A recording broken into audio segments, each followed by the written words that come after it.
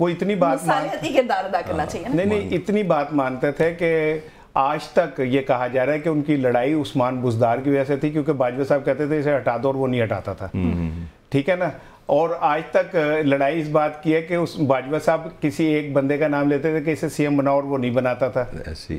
आज तक on record है कि बाजवा साहब ने बाहर निकल के अपने कुलीग से कहा कि यार मैं थक गया इस बंदे से। नजम सेठी साहब का वो क्लिप देख लें कि मैं थक गया इस बंदे से, ये मेरी कोई बात नहीं मानता, तो मैं I gonna resign. It is on record. तो अब मैं तुम्हारी बात मान लेता हूँ, ये सारी बातें झूठ है, मैं मान लेता हूँ। उस जमाने में नाम नहीं लेना मुनासिब। ये बात आ भी रही थी कि उस्मान बुज़दार को चेंज होना चाहिए।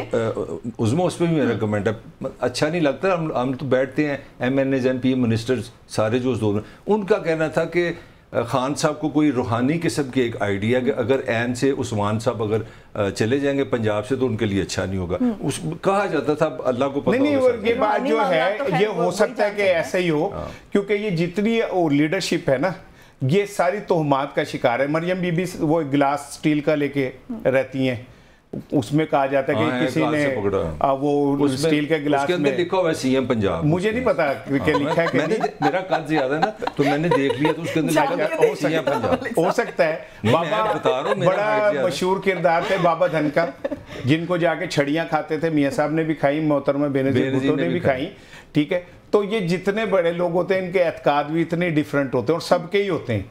हर बंदा किसी ना किसी एतकाद का शिकार होता है। मैं इस पे नहीं जा रहा, मैं तो इस ये बात ही नहीं कर रहा, ठीक है ना। की बात तो लेकिन अगर फर्ज करें कि इमरान खान ने इनको सिलेक्ट किया था, तो इसका बदला क्या ये 24 करोड़ लोगों से लेंगे?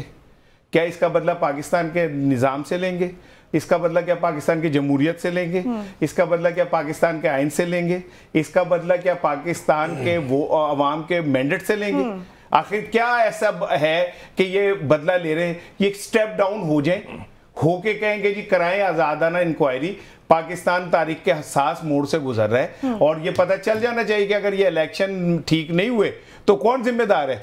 अच्छा मलिक साहब, मुझे एक बात बताएं कि उस्मान बुज़दार का चूंकि जिक्र हो रहा है तो मेरे जहन में एक सवाल आया कि क्या उस्मान बुज़दार पर भी कोई ऐसा इमरान खान का बयान आया कि उस्मान बुज़दार की परफॉर्मेंस ठीक नहीं थी, या उनको चूज़ करना, सीएम पंजाब लगाना उनकी बड़ी गलती थी? देखें, जो वसीम अकरम प्लस वो भी हमारे मतलब हैंडसम वज़ीर-ए-आज़म की तलाश थी, वो आम आदमी नहीं थे, और उनको बहुत ज़्यादा पता था कि जब ये हालात ख़राब हुए कहाँ जाके बताना है जो बताना है। तो मुझे मेरी ये ख़बर आपको मैं बिल्कुल 100% दे रहा हूँ, जो सबसे पहले खुदा हाफिज़ करने वाले थे ना ये PTI को, जब क्राइसिस आया तो ही वॉज नंबर 1। तो जो ताकतवर हल्के थे उन्होंने जाके पहले हाथ माफ़ी मांग ली थी कि जनाब अच्छे खासे केसेस थे।